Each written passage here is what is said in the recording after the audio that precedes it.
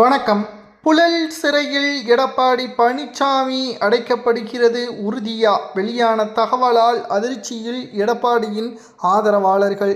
முதல்வர் விஜய் அவர்கள் தற்பொழுது அதிகாரப்பூர்வமான அறிவிப்பை ஒன்றை வெளியிட்டுள்ளார். கடந்த கால ஆட்சியின் போது முறைகேடுகள் செய்த மாஜி அமைச்சர்கள் மீது நடவடிக்கை எடுக்கப்படுவது உறுதிதான். கிட்டத்தட்ட தமிழ்நாட்டில் எடப்பாடி பழனிசாமி அவர்கள் முதல்வராக சசிகலா அவர்களால் கூவத்தூரில் தேர்வு செய்யப்பட்ட போது 8 வழிச்சாலை நெடுஞ்சாலை ஒட்டுமொத்த டெண்டர் ஊழல் முறைகேடு மிக பெரிய அளவில் பேசும்பொருளாக இருந்தது.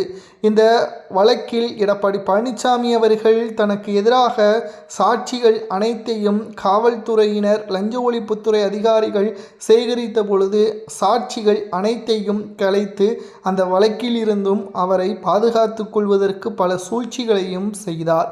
ஆனால் இந்த வழக்கு மீண்டும் தூசி தட்டி எழுப்பப்பட்டுள்ளது. இதில் எடப்பாடி பழனிசாமி அவர்களுக்கு எதிரான ஆதாரங்கள் அனைத்தும் மீண்டும் சேகரிக்கப்பட உள்ளதாகவும் எடப்பாடி பழனிசாமி அவர்கள் அரசியலில் முதல்வராக வர வேண்டும் என்று பல கட்ட போராட்டங்களையும் 11 தேர்தல்களில் தோல்வியடைந்த பிறகும் கூட விஜய் அவர்களை எதிர்த்து கூட்டணி சேர்க்க முடியாது என்று கூறி 6 சட்டமன்ற உறுப்பினர்களை தாவேகாவில் இழந்த போதிலும் கூட எடப்பாடி பழனிசாமி அவர்கள் இன்று வரைக்கும் முதல்வர் விஜய் அவர்களை எதிர்க்கக்கூடிய வகையில்தான் அவரது அரசியல் களம் இருக்கிறது.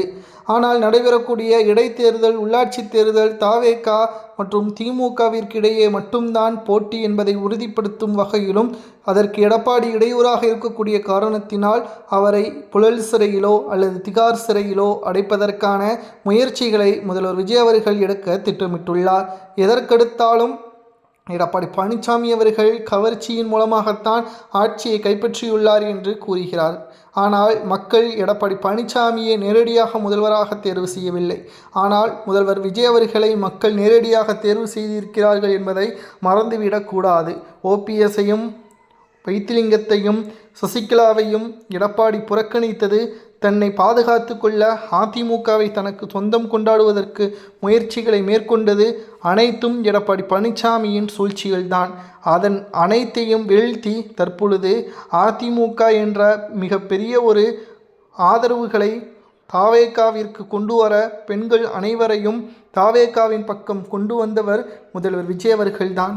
பழைய வழக்குகளில் எடப்பாடி புழல் சிறையில் அடைப்பதற்கான முயற்சிகள் முதல்வர் விஜய் அவர்கள் மேற்கொள்வது சரியா தவறா என்பதை தமிழக மக்களாகிய உங்களது கருத்துக்களை மறக்காமல் கமெண்ட் வாயிலாக கூறுங்கள். நன்றி, வணக்கம்.